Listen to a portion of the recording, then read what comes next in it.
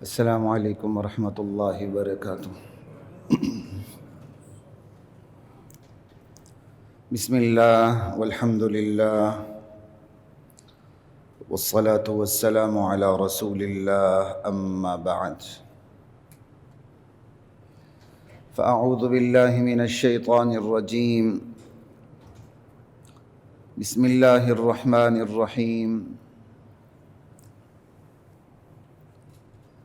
لم يكن الذين كفروا من أهل الكتاب والمشركين منفكين حتى تأتيهم البينة رسول من الله يتلو صحفا مطهرة فيها كتب قيمة وما تفرق الذين أوتوا الكتاب إلا من بعد ما جاءتهم البينة۔ سورة البینہ ہے،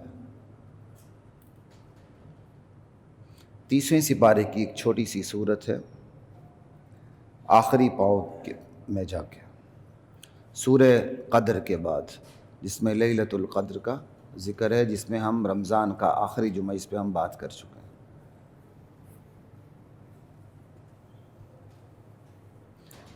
ان 3 سورتوں کی بڑی عجیب ترتیب ہے۔ اس سے پہلے سورۃ القدر ہے، سورۃ القدر سے پہلے سورۃ العلق ہے۔ سورۃ العلق قرآن کریم کی وہ پہلی 5 آیات جو سب سے پہلے غار حرا میں آپ کے سینے اطہر پہ نازل ہوں۔ اقرأ بسم ربک الذی خلق، خلق الانسان من علق۔ معاً بعد اقرأ کے بعد انا انزلناہ فی لیلۃ القدر، تو سورہ لیلۃ القدر میں بتا دیا گیا کہ یہ جو اقرأ بسم ربک الذی خلق ہے، اس کا نزول لیلۃ القدر میں ہوا ہے۔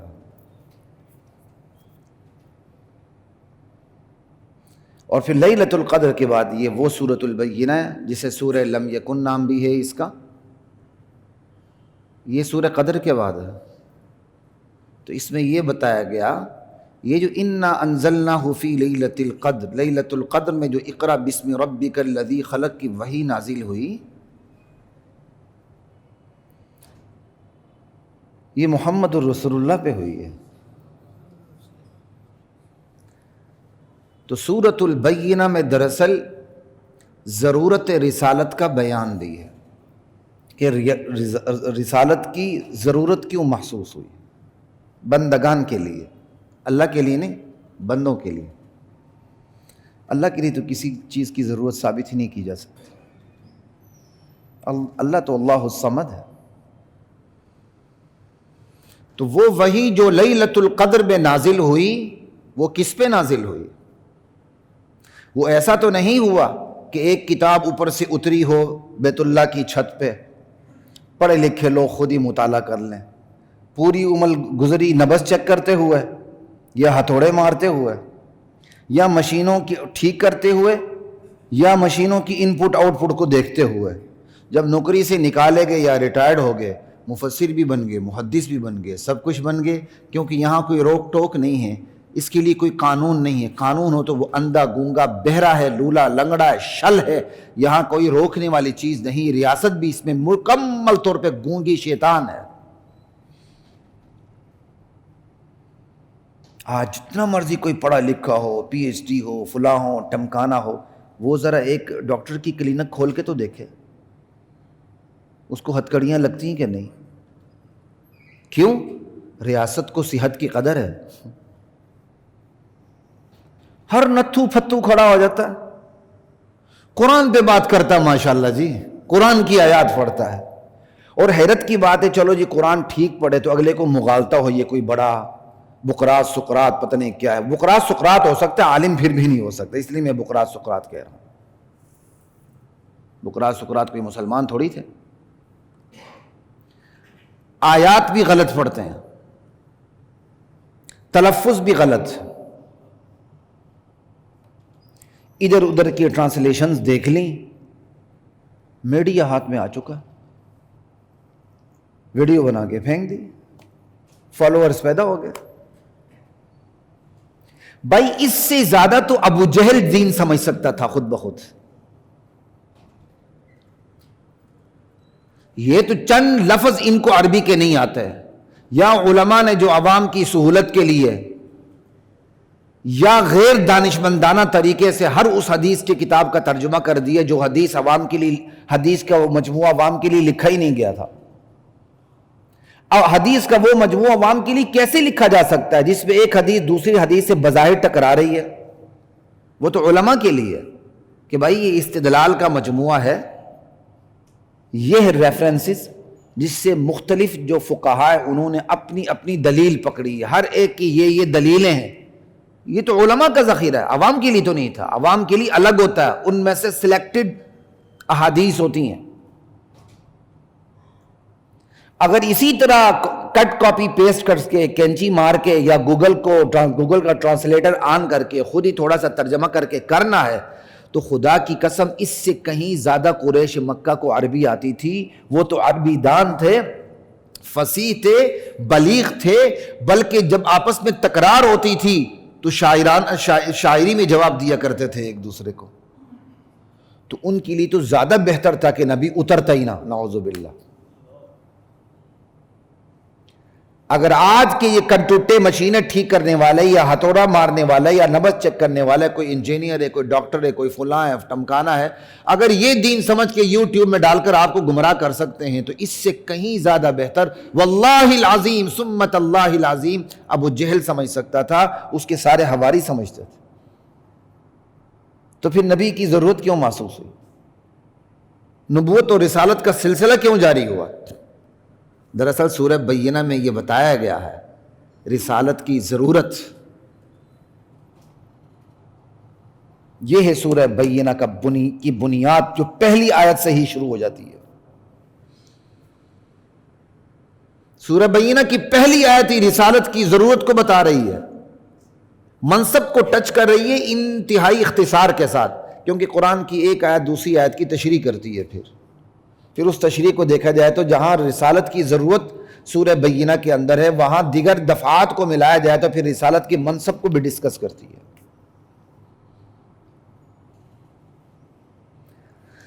تو اقرا بسم ربک الذی خلق، لیلۃ القدر میں یہ آیات نازل ہوئیں، اور لیلۃ القدر میں جو آیات نازل ہوئیں وہ یہ نہیں ہوا کہ کعبے کی چھت پہ نازل ہوئیں، محمد رسول اللہ کے سینے پہ نازل ہوئیں تاکہ آپ سمجھائیں۔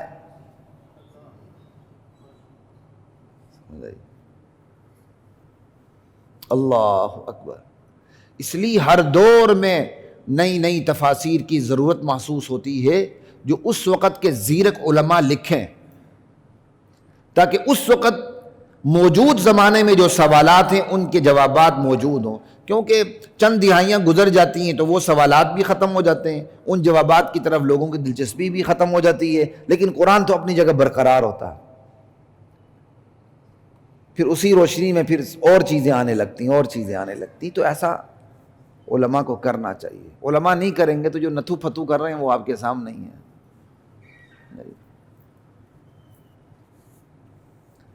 لَمْ يَكُنِ الَّذِينَ كَفَرُوا مِنْ أَهْلِ الْكِتَابِ وَالْمُشْرِكِينَ مُنْفَكِّينَ حَتَّى تَأْتِيَهُمُ الْبَيِّنَةُ۔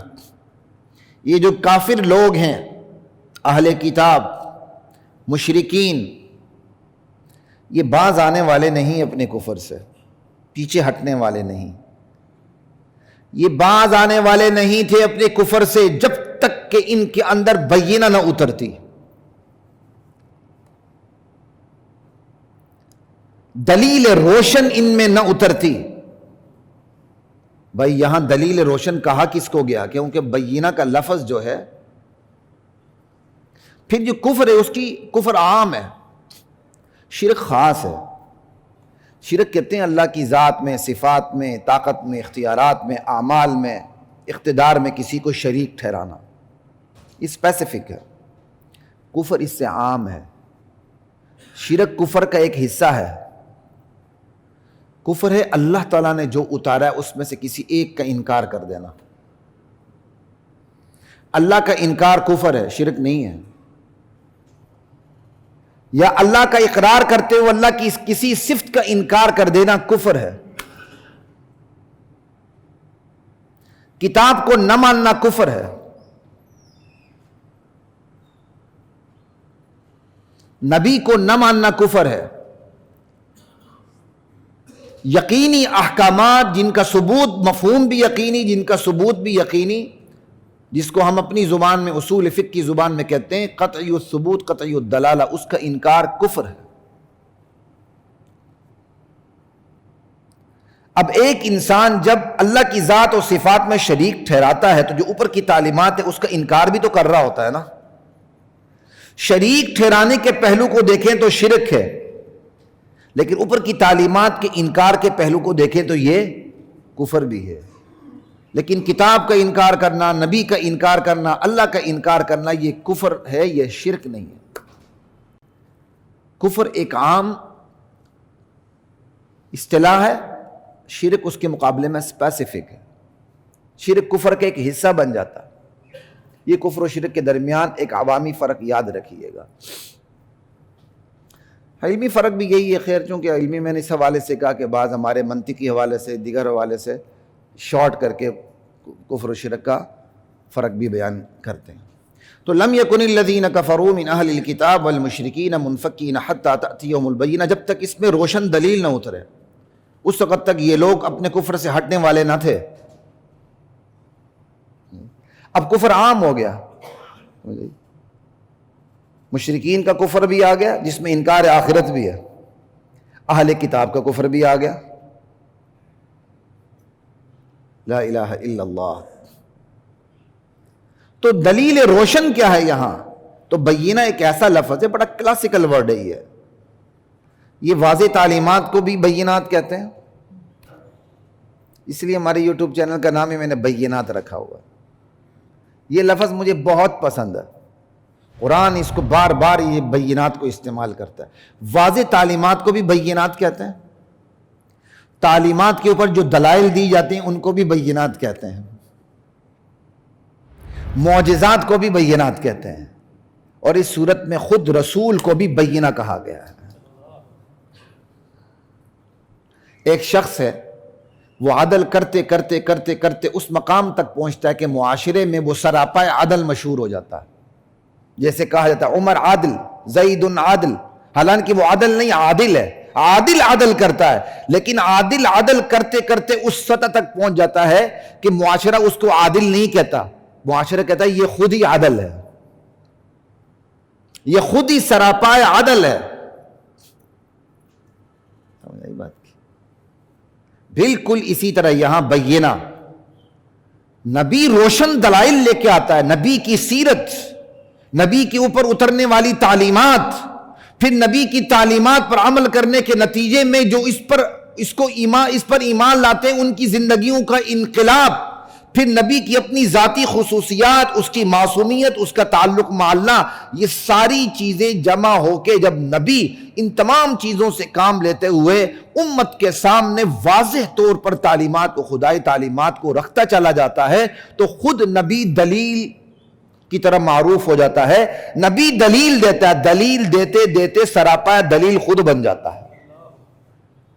یہ ہے یہاں بینہ،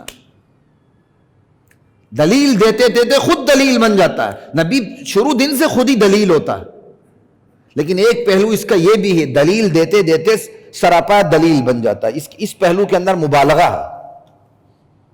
لا الہ الا اللہ.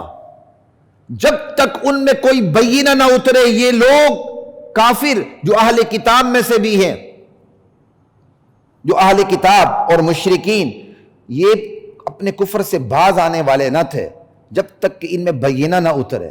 اب کہیں گے بینہ سے مراد تو آپ رسول لے رہے ہیں، ہم رسول نہیں لے رہے، قرآن لے رہا ہے، کیونکہ آگے لفظ ہے حتی تأتیہم البینہ، جب تک کہ ان پہ بینہ نہ اترتی. کیا مطلب بینہ؟ رسول من اللہ، یا بینہ یعنی اللہ کی طرف سے رسول.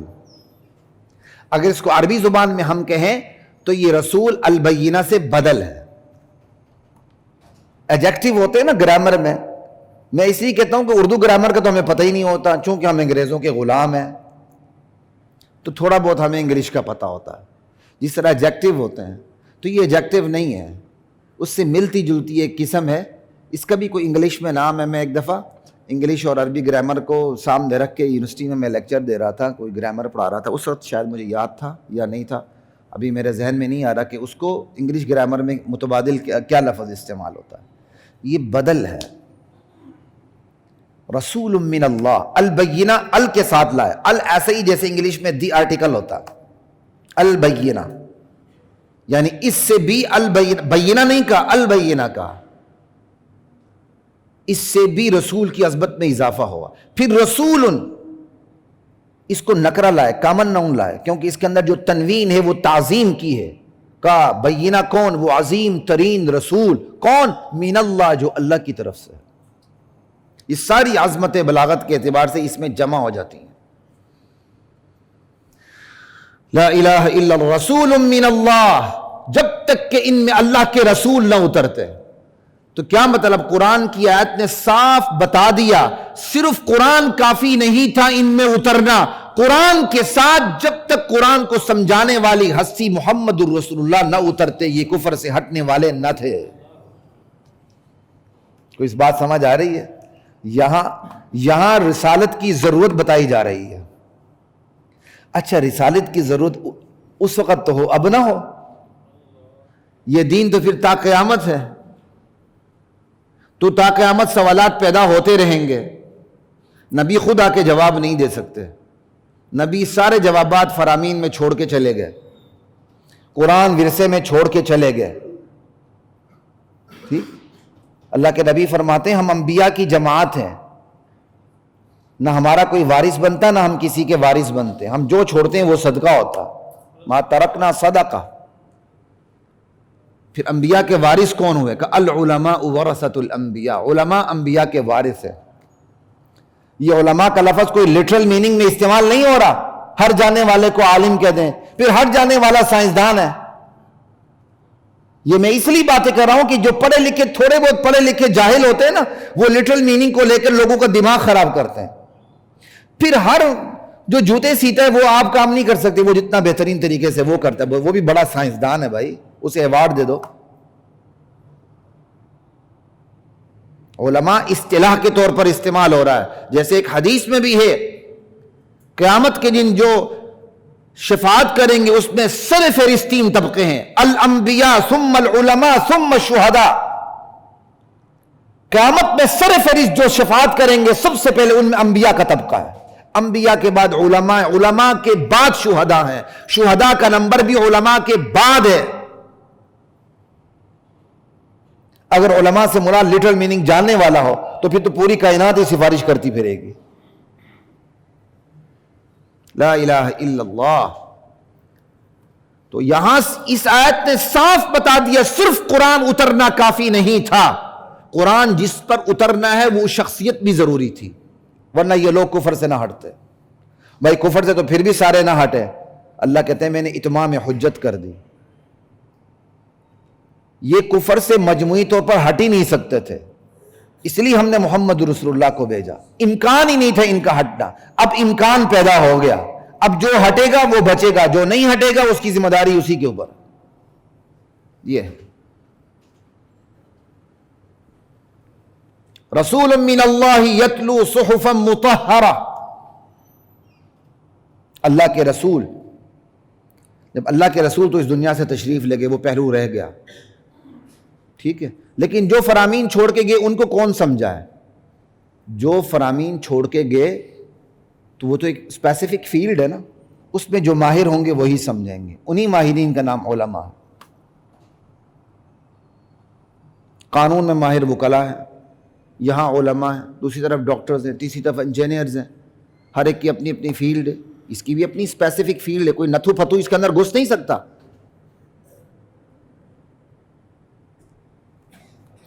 اس لیے تا قیامت علماء کی ضرورت محسوس ہوتی رہے گی. اور ایک عجیب بات بتاؤں, یہ وہ علماء جن کے پاس آئے تو لوگ دین اپنا بچا لیتے ہیں اور خوشی سے آتے ہیں, اور باقی جتنے بھی شعبے ہیں لوگ مجبور ہو کے جاتے ہیں. ایمانداری سے بتائیے, میں طنز نہیں کہہ رہا, صرف سمجھانے کے لیے کہہ رہا ہوں. وکیل کے پاس موکل خوشی سے آتا ہے, وہ کہتا مجھے کوئی بد دعا لگ گئی ہے. ایسا ہی ہے, میں سیدھی بات کر رہا ہوں. مریض ڈاکٹر کے پاس خوشی سے آتا ہے, وہ کہتا شاید میری کسی گناہ کا اثر ہے, مجھے بیماری چمٹ گئی ہے.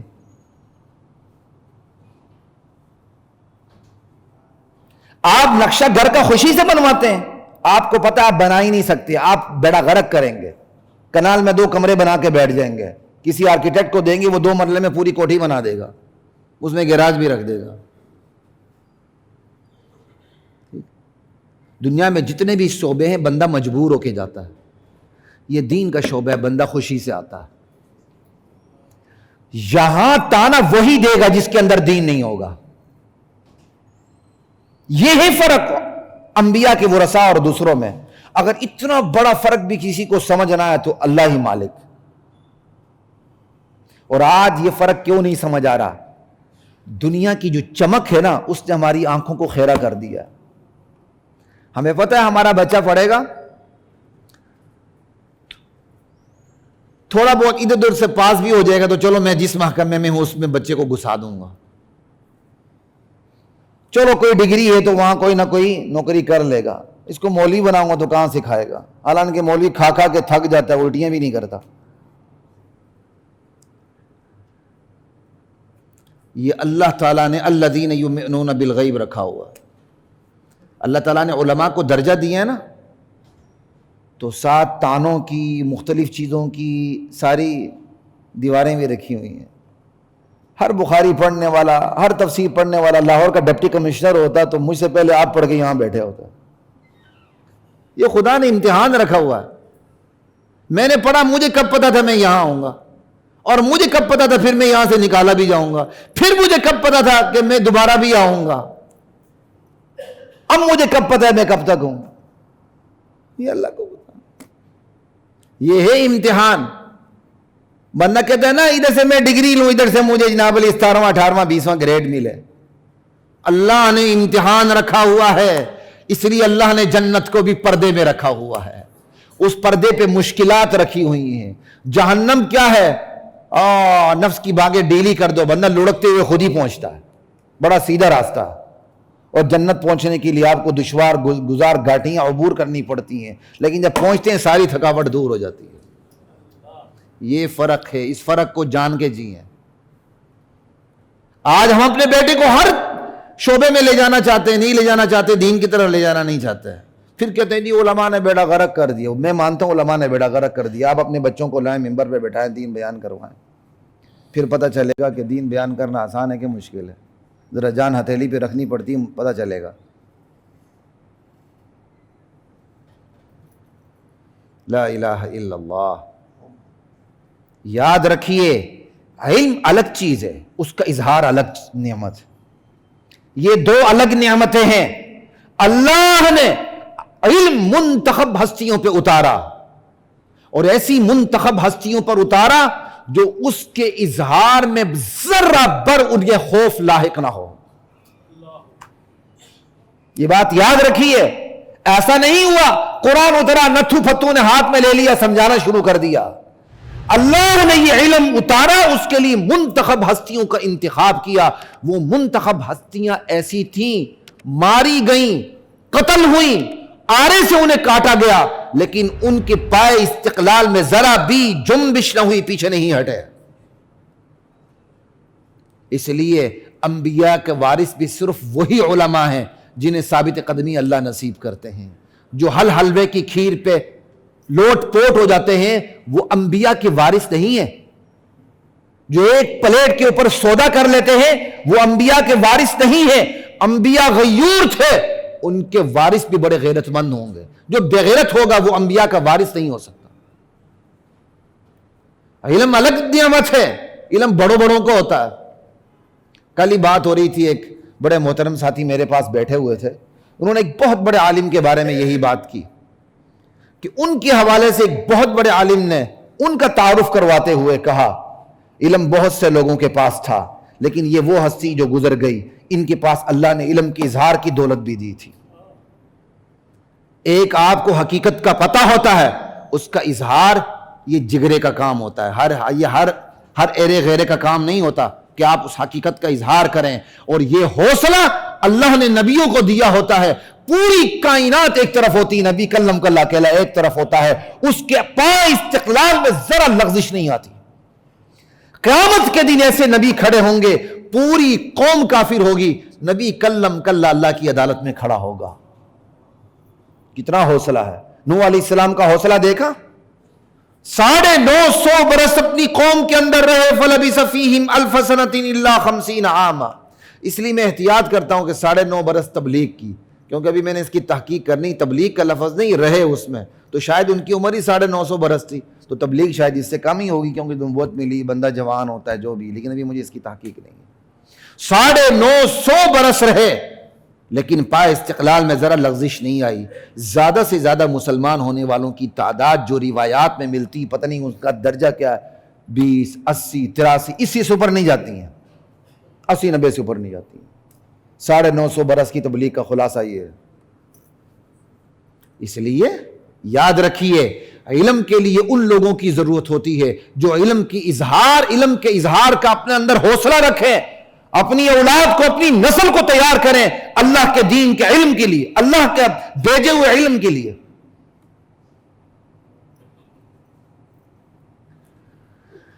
لا الہ الا اللہ واللہ اکبر۔ اولاد کو لاتے نہیں، لیکن تبصرے ہم بڑے بڑے کرتے ہیں۔ جی آج کے علماء، ان کو تو فزکس بھی نہیں آتی، پہلے جو عالم ہوتے تھے انہیں فزکس بھی آتی تھی۔ ویسے میرا سوال ہے، ابو بکر صدیق کو فزکس کے کتنے فارمولے یاد تھے؟ کیا بات ہے یار! نبی علیہ السلام نے درختوں کی پیوندکاری سے منع فرمایا تھا، نتیجہ کیا نکلا؟ پیداوار کم ہو گئی۔ صحابہ، یا رسول اللہ، آپ نے پیوندکاری سے منع فرمایا تھا، پیداوار کم ہو گئی، تو آپ نے کیا ارشاد فرمایا؟ انتم اعلم بامور دنیاکم، تم اپنے دنیاوی معاملات کو زیادہ اچھا جانتے ہو، کر لیا کرو۔ یعنی یہ حدیث صاف بتاتی ہے انبیاء دنیاوی علوم کے لیے نہیں آئے۔ دنیاوی علوم کا میدان وسیع ہے، اس میں آپ کو شریعت منع نہیں کرتی۔ انبیاء صرف ان علوم کے لیے آتے ہیں جن پر جنت جہنم کا فیصلہ ہوتا ہے۔ انبیاء آپ کو کوئی میتھمیٹیکل فارمولے یا فزکس یا کیمسٹری پڑھانے نہیں آتے۔ یہ دنیا کی مرغوبیت لے کے ہم بیٹھے ہوئے ہیں، پتہ نہیں ہم نے دین کو کیا سمجھ لیا ہے۔ اس کا مطلب ہمارے دل میں قرآن کی آیات کی کوئی قدر نہیں، احادیث کے ذخیرے کی کوئی قدر نہیں۔ تفسیر تفسیر، حدیث اصول حدیث، فقہ اصول فقہ، پھر ان کو سمجھنے کے لیے صرف ہے، نحو ہے، بلاغت ہے، علوم کے ایک سمندر ہے، اس کی کوئی قدر نہیں۔ اور معذرت کے ساتھ آپ نے لاء کے اندر اصول فقہ پڑھی کہاں ہوتی ہے؟ آپ کو پتہ نہیں کہ اسلامک جورسپروڈنس ہے کیا؟ یہ میں دعویٰ کرتا ہوں۔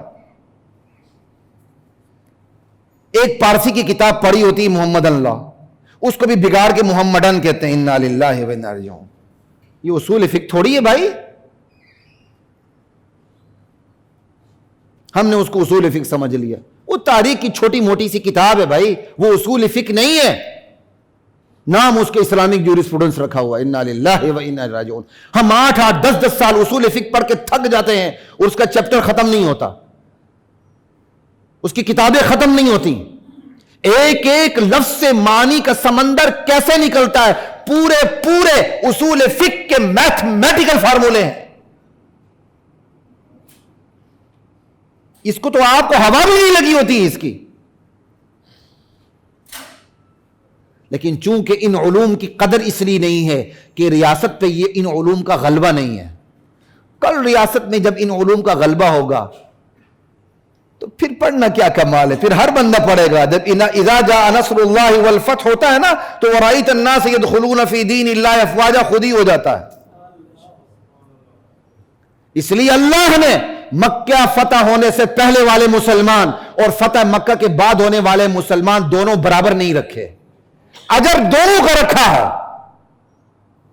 لیکن صاف کہہ دیا فتح مکہ سے پہلے مسلمان جو ہوئے ہیں ان کا درجہ بعد میں مسلمان ہونے والوں سے بدرجہ اوپر ہے۔ اس لیے موقع آج ہے کہ فتح مکہ سے پہلے اپنی اولاد کو بھی اس طرف لائیں۔ لا الہ الا اللہ۔ تو یہاں ساری یہ بات ہو رہی تھی قرآن کو سمجھنے کے لیے جس طرح صاحب قرآن حضور ضروری تھے، آج بھی قرآن اور علوم کو سمجھنے کے لیے انبیاء کے ورثاء علماء ضروری ہیں۔ یہ گوگل کے سے کلک سے آپ دین نہیں سمجھ سکتے، انفارمیشن آ سکتی ہے، معلومات تھوڑی بہت رطب و یابس خوش اختر غلط صحیح مکس اچار مل سکتا ہے، ہدایت نہیں مل سکتی۔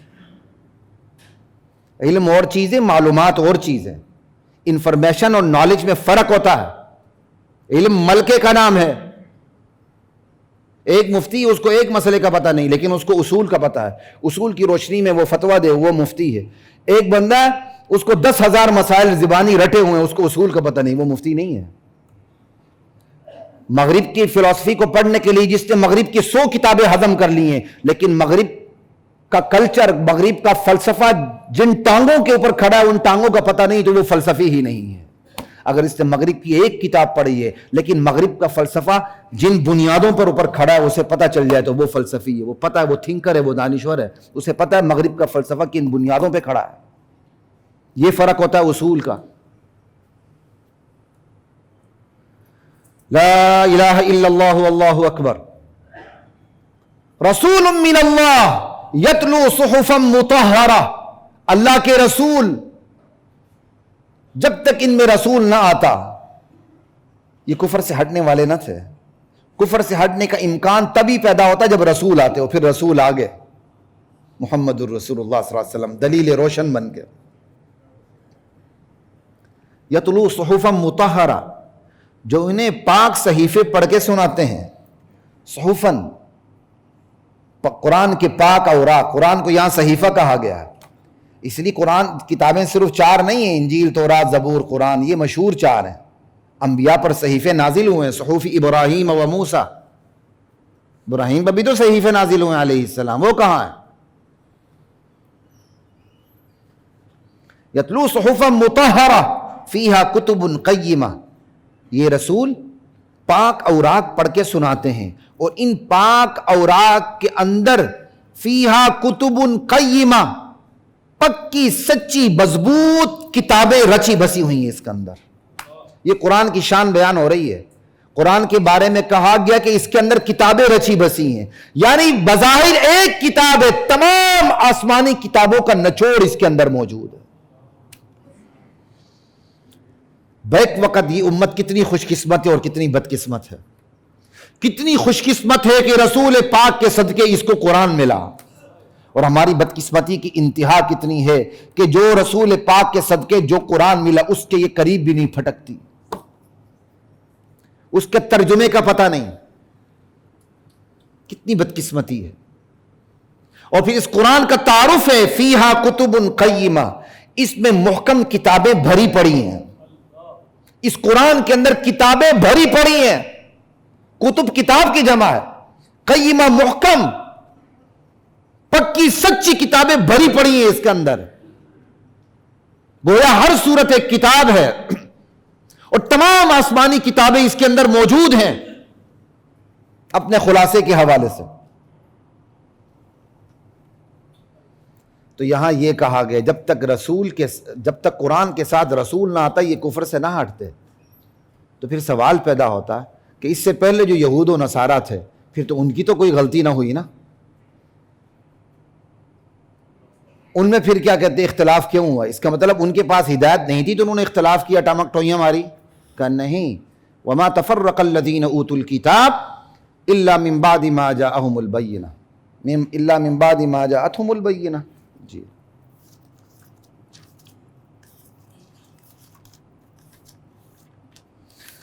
لا الہ الا اللہ، جی الا من بعد ما جاءتهم البینہ۔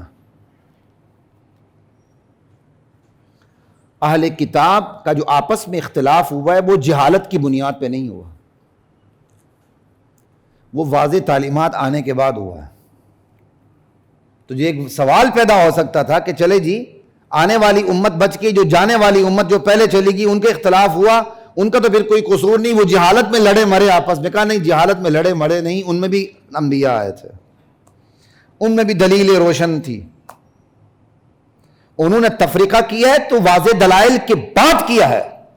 پھر قرآن کی دیگر آیات بتاتی کیوں کیا، آپس کی عداوت کی وجہ سے ہی کیا ہے، بغیم بینہم، اور کیا بھی کس سے قرآن نے یہ بھی بتاتی ہے وَمَا اخْتَلَفَ الَّذِينَ أُوتُوا الْكِتَابَ، اہل علم نے کیا ہے۔ ڈاکٹری کے اندر کوئی اگر اپنی جگالی مارے گا، رکاوٹ ڈالے گا وہ ڈاکٹر ہی کہے گا. ڈاکٹر ہی گردے بھیج سکتا ہے, کوئی غیر ڈاکٹر گردے نہیں بھیج سکتا. انجینئرنگ کے اندر کون ڈاکے ڈالے گا؟ انجینئر ہی کرے گا. قانون کو خراب عام آدمی نہیں کرے گا, قانوندان ہی خراب کرے گا. اسی طرح علم کو خراب کرنے والے بھی علماء ہی ہوں گے. کوئی باہر سے آ کے نتھو پتو نہیں کرے گا. علم میں بڑے پختہ لوگ اس کو خراب کرنے کی کوشش کریں گے. کہا اہل علم نے کام کیا ہے, واضح دلائل آنے کے بعد کیا ہے, باہمی عداوت و دشمنی کی وجہ سے کیا ہے. یہ پھر تفریقے اور اختلاف میں بھی فرق رکھے. اگرچہ قرآن نے اختلاف کا لفظ استعمال کیا لیکن وہ تفریقے کے معنی میں کیا ہے. لیکن ہمارے ہاں جو اختلاف کا لفظ استعمال ہو رہا ہے بڑا کامن ہے. یاد رکھیے, ہر اختلاف قابل مذمت نہیں ہے. ہر اختلاف قابل مذمت نہیں ہے. تو اردو کے اختلاف اور قرآن کے تفریقے میں فرق رکھیں. اصولی مسائل میں اختلاف تفریقہ ہے, فرقہ واریت ہے. فروعی مسائل کو اصولی مسائل کے لیول تک پہنچا کے اس کو بھی کفر و اسلام کا کی کسوٹی قرار دینا, یہ بھی فرقہ واریت ہے. لیکن اجتہادی مسائل میں ڈیوائیڈڈ اوپینینز یہ فرقہ واریت نہیں ہے, بلکہ یہ رحمت ہے اور ضرورت ہے. اس پہ میں کئی دفعہ بات کر چکا ہوں, موقع نہیں میں نے پوری صورت پہ بات کرنی. قرآن تا قیامت ہے, یہ دین تا قیامت ہے. ڈیوائیڈڈ اوپینینز ہوتی ہیں اجتہاد میں, تو آج کوئی اجتہادی رائے کارگر ہوتی ہے, 100 سال بعد وہ کارگر نہیں رہتی. جو دبی ہوئی اجتہادی رائے ہوتی ہے وہ اوپر آ جاتی ہے ٹائم اینڈ سپیس کو دیکھتے ہوئے. یہ ہوتا ہے.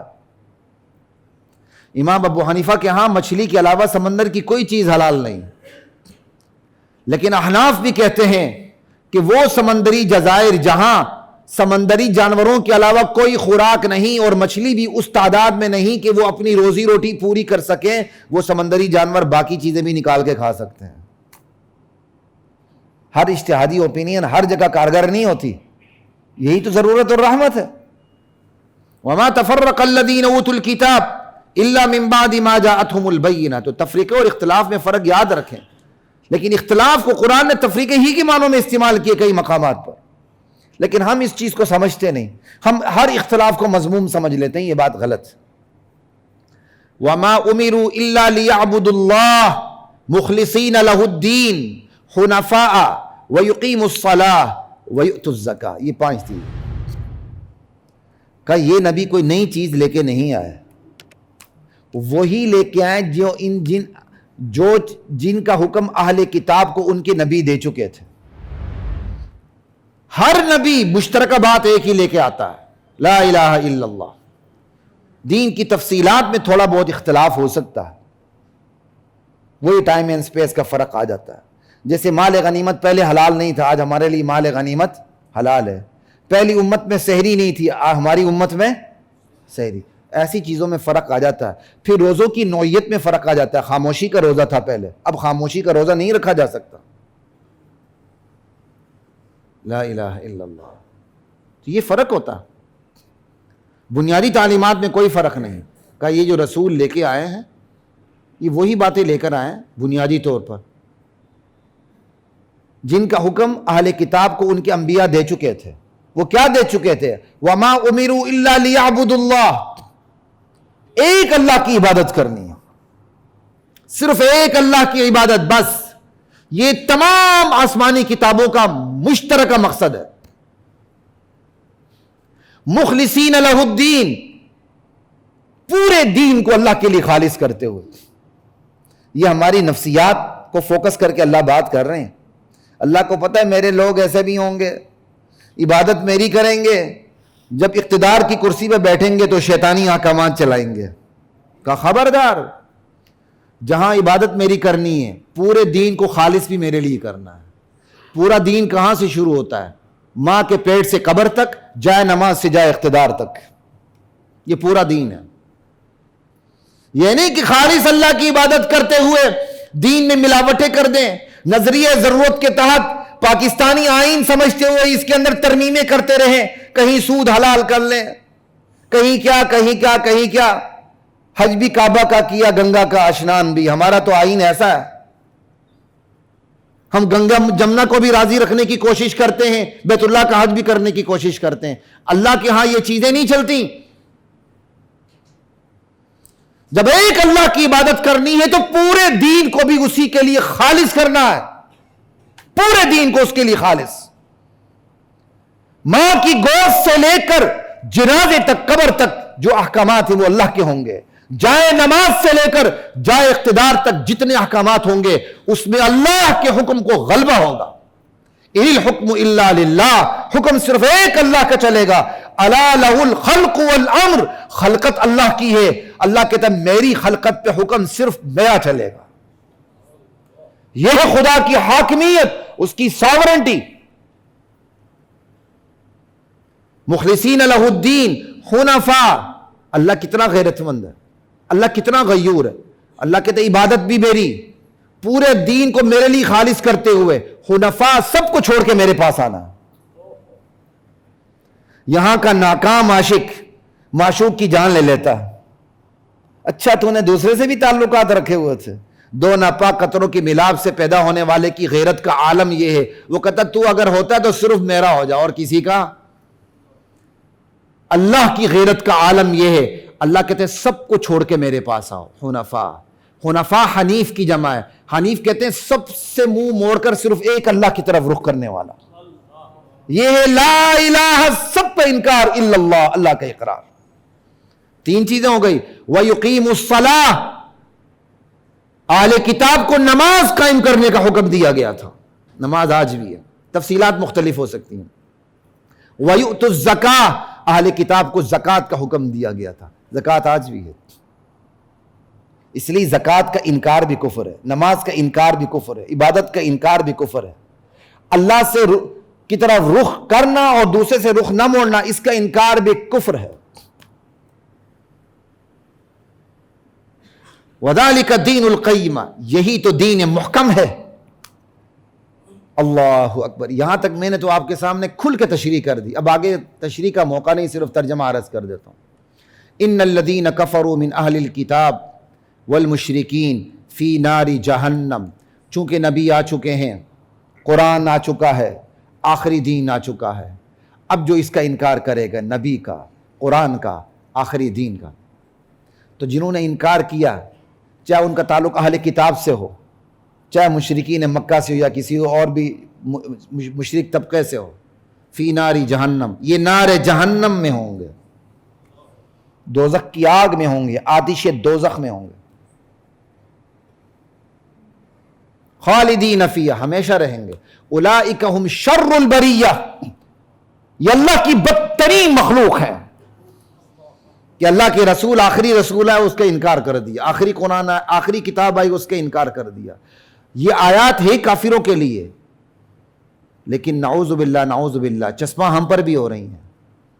ہم نے قرآن کو یا چیرنگ کراس کے اوپر بند کر دی ہے پنجاب اسمبلی کے سامنے، اندر نہیں. خبردار، اندر کوئی کام نہیں قرآن کا. اندر تو ہڈی پسلی ایک کی جاتی ہے. باہر مرتبان کے اندر، شیشے کے مرتبان میں بند کر کے رکھ دیا. خبردار قرآن باہر نہیں آنا. یا ایک اور جگہ بند کیا، جا کے دیکھ لیں عجائب گھر میں قرآن بند کیا ہوا، بڑا زیب و زینت سے رکھا ہوگا. تو یہ ہم پر بھی فٹ ہو رہے ہیں. اور یہی رسول ہوں گے قیامت کے دن شکایت کریں گے، یا ربی، اے میرے پروردگار، ان قوم اتخذوا ھذا القرآن مہجورا، میری اس قوم نے قرآن کو چھوڑ دیا تھا. ان الذین آمنوا وعملوا الصالحات اولئک هم خیر البریہ. لا الہ الا اللہ واللہ اکبر. میں نے کہیں آیت تو غلط تو نہیں پڑھ دی؟ ٹھیک ہے، صحیح پڑھی. جو لوگ ایمان لاتے ہیں اللہ پہ، اللہ کے آخری رسول پہ، آخری کتاب پہ، آخری احکامات پہ، پھر نیک اعمال بھی کرتے ہیں. یہ نہیں کہ ایمان لا کے ہاتھ پہ ہاتھ رکھ کے بیٹھ گئے. وعملوا الصالحات، میدان عمل میں اترتے ہیں. اسلام نام عقیدے کا ہے، قول کا ہے، عمل کا. عقیدہ، قول، عمل، یہ تینوں جمع ہوں گے پھر اسلام بنتا. کہ اولئک ہم خیر البریہ، یہ سب سے بہترین مخلوق ہیں. جزاؤہم عند ربہم جنات عدن، ان کا بدلہ تو اللہ کے پاس ہے. جیسے کہا گیا نا شہداء زندہ ہیں اللہ کے پاس، دنیا میں نہیں. بھائی دنیا میں تو موت آئی پھر شہداء کہلائے، دنیا میں موت نہ آئے تو شہید کہلائے کیسے بندہ؟ وہاں بھی اسی لیے کہا گیا بل احیاء عند ربہم، زندہ ہیں اللہ کے پاس. یہ نہیں کہا بل احیاء فی الدنیا، دنیا میں زندہ، دنیا میں زندہ ہو تو پھر بیوہ شادی کیسے کرے، اس کی وراثت تقسیم کیوں ہو، وہ شہید کیسے کہلائے؟ دنیا کے لحاظ سے موت آتی ہے تو شہید ہوتا ہے، وہاں بھی اس لیے کہا گیا زندہ وہاں ہے، اس کو لوگ سمجھتے نہیں، یہاں بھی اسی طرح ہے، ان کا بدلہ اپنے پروردگار کے پاس ہے۔ کیا بدلہ ہے؟ ہمیشہ کی جنت ہے، جنات عدن تجری من تحتها الانہار خالدین فیہا، عیاشیاں ہوں گی، سب کچھ سہولت اللہ، پرتعیش زندگی اللہ اپنی رضا کے ساتھ دیں گے، اور ان کے نیچے نہریں بہتی ہوں گی، ہمیشہ اس میں رہیں گے، خالدین فیہا ابدا، رضی اللہ عنہم ورضوا عنہ، اللہ ایسوں سے راضی ہو چکا اور وہ بھی اللہ سے راضی ہو چکے۔ اللہ کو کتنا پیار ہے، کیا یہ کہنے کی ضرورت تھی کہ وہ بھی اللہ سے راضی ہو گئے؟ ہماری یہ اوقات کیا کہ اللہ ہمارے بارے میں کہے کہ یہ میرا بندہ مجھ سے راضی ہو گیا، لیکن اللہ کو ان بندوں پر پیار اتنا آ رہا ہے جو دنیا میں رہتے ہوئے نبی آخر الزمان پہ ایمان لاتے ہیں، اللہ کی توحید پر ایمان لاتے ہیں، مکافات عمل کو سامنے رکھتے ہوئے اپنی زندگی کو سدھار کے چلتے ہیں،